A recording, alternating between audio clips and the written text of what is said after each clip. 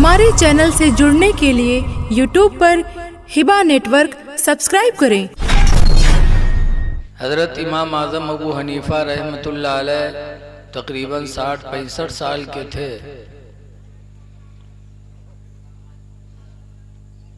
तो उनसे पूछा गया था कि इमाम आज़म आपकी उम्र कितनी है? तो कहा था 2 साल। लोगों ने कहा ऐसा कैसे हो सकता,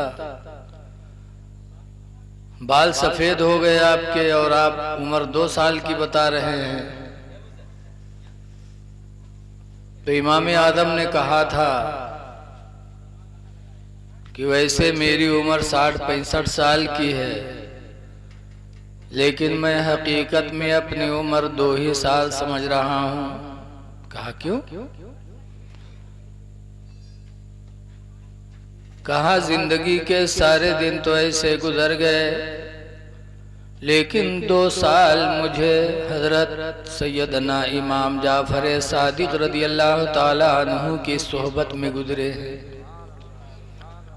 2 साल हजरत इमाम जाफर सादिक रदी अल्लाह अन्हु के पास में रहा हूँ, तो जो वक्त उनकी सोहबत में गुजरा वही असली जिंदगी में समझता हूँ, बाकी बेकार समझता हूँ।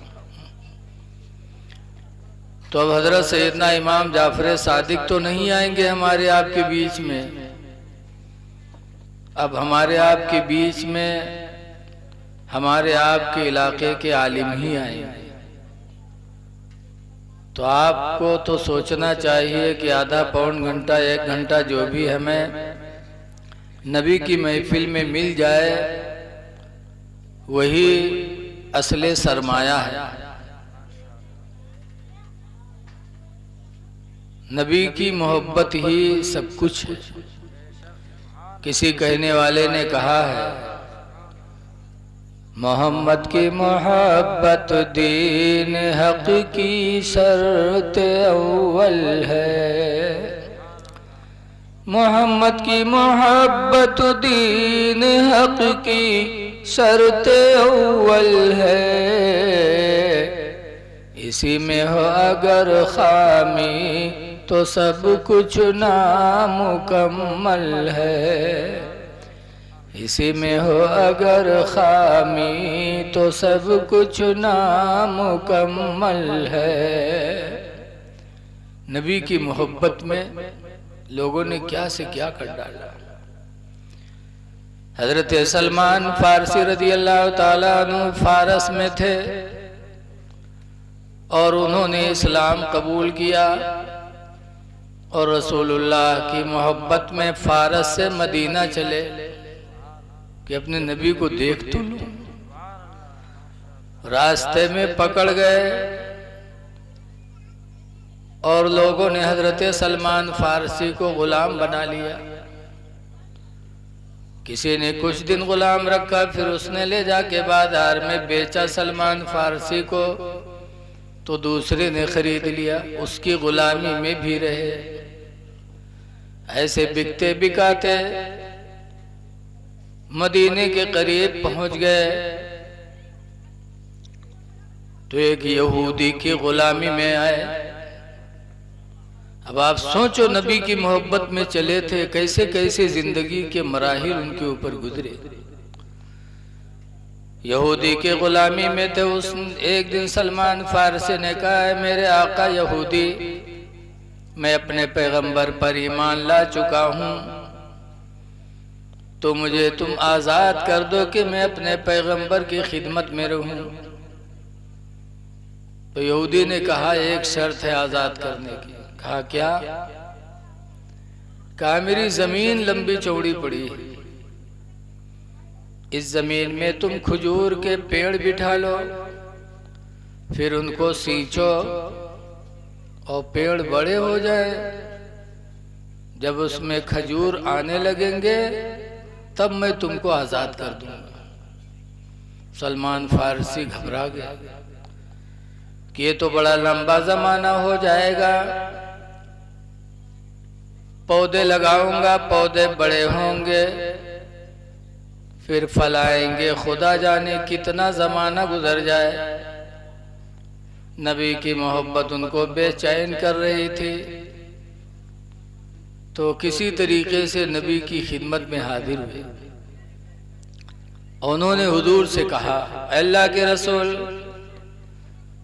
मैं फला की गुलामी में हूँ, दिल चाहता है कि आपके कदमों में हर वक्त पड़ा रहूं, लेकिन मेरा मालिक मुझे आज़ाद नहीं कर रहा है। कहता है कि लंबी चौड़ी ज़मीन पे खजूर की बाग लगाओ, जब फलाने लगेंगे तब तुम्हें हम आज़ाद करेंगे।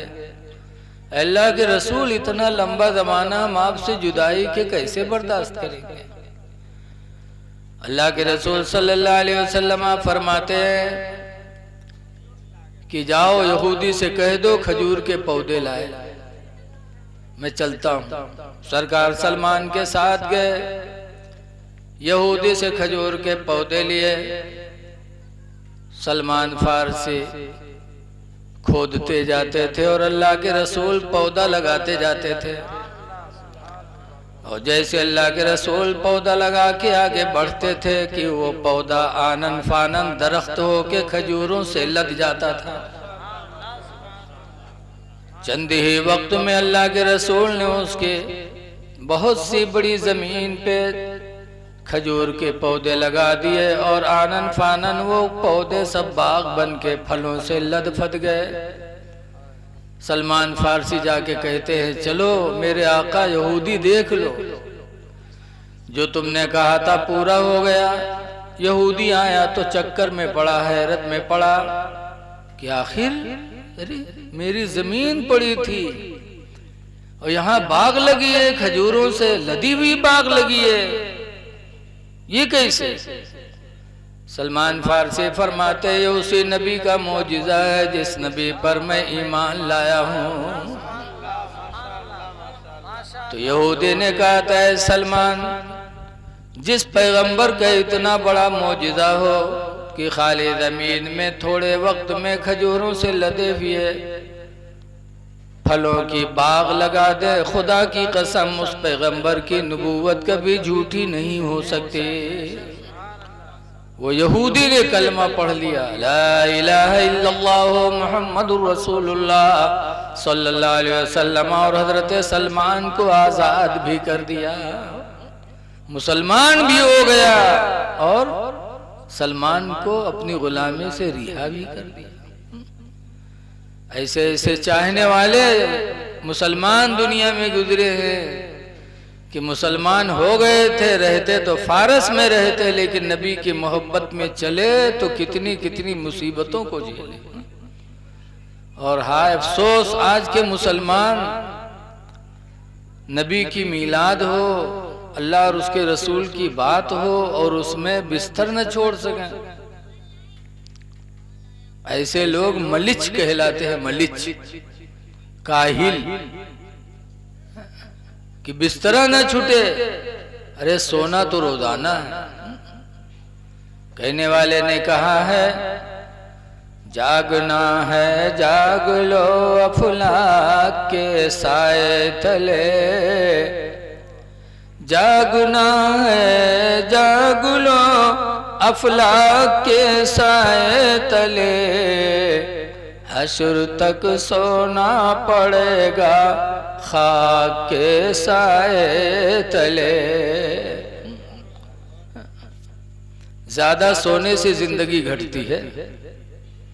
इमामुल उलमा हजरत अल्लामा मुफ्ती शब्बीर हसन साहब क़िबला शेखुल हदीस जामिया रौनाही एक दफा कहते थे कि अल्लाह ने इंसान की जिंदगी में जितने सांस हैं, अल्लाह ने उन सांसों को मुकद्दर फरमा दिया, उतने सांस लेना है। तो सोने में सांसें जल्दी जल्दी निकलती, उतनी गिनती के सांस हमको लेना है, फिर मौत आनी है। तो मुफ्ती साहब क़िबला फरमाते थे कि इंसान को चाहिए कि सोए कम ताकि उसकी जिंदगी बढ़ जाए, और आज हम सोने में जिंदगी गुजार रहे हैं। जमादार गांव हम बहुत पहले से आते हैं। अलहाज जनाब मोहम्मद अमीन खां मरहूम, अल्लाह उनको जन्नत में बेहतर जगह अता फरमाए, हाजी मोहम्मद अमीन खां मरहूम बहुत चाहते थे, बहुत मोहब्बत करते थे बेचारे, और इस घर से मुझे काफ़ी दिनों से लगाव है। आज वो होते तो और अल्हम्दुलिल्लाह अच्छा लगता, लेकिन अल्लाह जिसको जितने दिन रहने के लिए तकदीर में लिख दिया है उतने ही दिन रहना है, मौत तो सबको आनी ही आनी है। लेकिन काफ़ी दिनों के बाद आए थे, हम समझ रहे थे ज़्यादा लोग होंगे, लेकिन आपकी तादाद देखकर तकलीफ हो रही है। अदीद गिरामी हजरत हाफिज़ व कारी फिरोज़ अहमद साहब किबला ने बहुत अच्छा आपको बुला बुला के अच्छे अंदाज में बुलाया। हजरत मौलाना अनवार साहब किबला ने बड़ी अच्छी नात पढ़ी। बैर कहे मैं तो आज देखकर वो मंज़र याद आता है कि हम तकरीर करें कहाँ चले आए।